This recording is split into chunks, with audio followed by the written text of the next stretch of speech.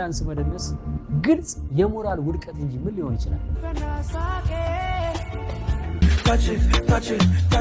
እንዴት በቅዱሳን ስዕላት ፊት እየጨፈርን የማይገባ ነገር እናደርጋለን? እባክህ ዳግም ቤተክርስቲያንን መስቀል ላይ እንስቀላት። አንድንን በቃ ሰላም እንስበክ። ለዚች ሀገር አንድ ሆነን አንድነቷን እንመልስ። ምን አገኘን እኮ ምን አገኘን? እንኳን ቅዱሳን ስዕላት ፊት የምታደርጉትን ነገር ምድራውያን እናትና አባታችሁ ፊት እንኳን እኮ አታደርጉት። ነውር። አሁን ብሔራዊ ንስሐ ያስፈልገናል። ማንም ላይ ጣት አንቀስርም። ሁላችንም በድለናል። ሁላችንም ረክሰናል። ሁላችንም አመፀናል። ለእግዚአብሔር ጀርባችንን ሰጥተናል። ለቃሉ ጀርባችንን ሰጥተናል። ለእግዚአብሔርና ቃሉ ጀርባችንን የሰጠንበት ዘመን እንዳለፈው የክረምቱ አይለፍ። አሁን በአንድ ልብ አንድ እንሁን። አሁን እንዳንድ ቃል ተናጋሪ እንዳንድ ልብ መካሪ አንድ እንሁን። የአማርኛ ቋንቋ ተናጋሪ ቤተክርስቲያን ብላችሁ የከፈላችሁ፣ የትግርኛ ቋንቋ ተናጋሪ ቤተክርስቲያን ብላችሁ የከፈላችሁ፣ የኦሮምኛ ቋንቋ ተናጋሪ ቤተክርስቲያን ብላችሁ የከፈላችሁ እናንተ የምትጸልዩትን ጸሎት እግዚአብሔር ይቀበል ይሆን? እንኳን እግዚአብሔር እኔ አልቀበለው። ፖለቲካዊ አመለካከት ቤተ ክህነት ውስጥ የቤተ መንግስቱን ነገር ይዘው ገብተው ሊለያዩን ሊከፋፍሉን እዛ አትሂዱ እዚህ ሂዱ የሚሉ ካሉ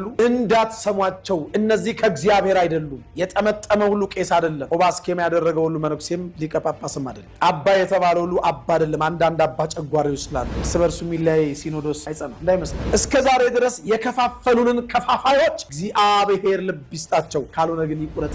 በህዝቡ ዘንድ መለያየትና ማሰናከያን እያመጣን መከፋፈልንና መከፋፈልን ምንዘራው አንዳንድ የክርስቶስ ወንጌል ያልገባን አገልጋይ መሰል አገልጋዮች ነው። የክርስቶስ ሰላም ለሀገራችን፣ ቸርነቱ ለህዝባችን ይሁን። እንደምሰንብታችኋል። ይህ ደረጀ ዘወይንዬ ሚዲያ ነው። በሚዲያችን ሀገራዊ፣ ታሪካዊ፣ ሃይማኖታዊ፣ ባህላዊ፣ ወቅታዊ ጉዳዮችና ሌሎችም ይቀርባሉ። አብራችሁን በመሆናችሁ ታተርፋላችሁ። ለሌሎች በማካፈል ቤተሰባዊነትን ያጠናክሩ። መልካም ቆይታ ይሁንላችሁ። በስመ አብ ወወልድ ወመንፈስ ቅዱስ አሃዱ አምላክ አሜን።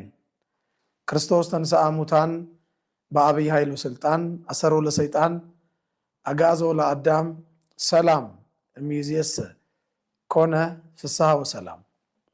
እግዚአብሔር ልጆች፣ የድንግል ማርያም ወዳጆች እንደምን አደራችሁ? እንዴት አረፈዳችሁ? እንደምን ዋላችሁ?